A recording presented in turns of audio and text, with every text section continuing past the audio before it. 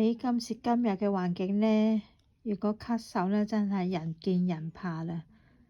咁今日想講下關於嗰個桔啊，對於咳嗽呢，有冇咳嗽有冇幫助嘅？我嘅睇法，其實呢桔仔呢本身呢要分開嚟講佢個營養價值嘅。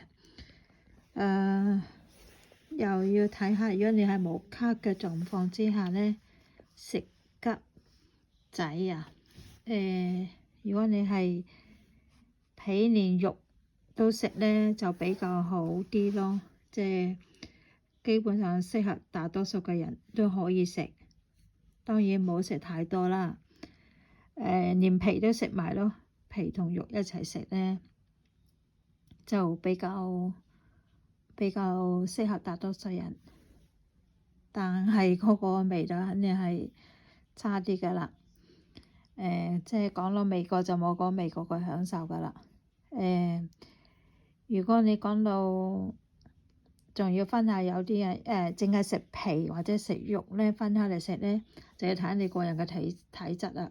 有啲人呢就適合食嗰個皮嘅，有啲人呢適合食肉嘅，所以呢，如果你係剝皮食呢，就未必係個個人都啱嘅。咁樣，但係如果有咳呢，基本上有咳，特別係有痰嗰啲人呢，就盡量唔好食桔仔㗎喇。特別係你即係又搣咗皮呢嚟食，我相信好少人食皮㗎喇，但係呢，變咗係食嗰個桔皮桔肉呢，就係咳嗽嗰時應該唔係幾適合，大多數嘅人都唔啱嘅，特別係有痰嗰個階段。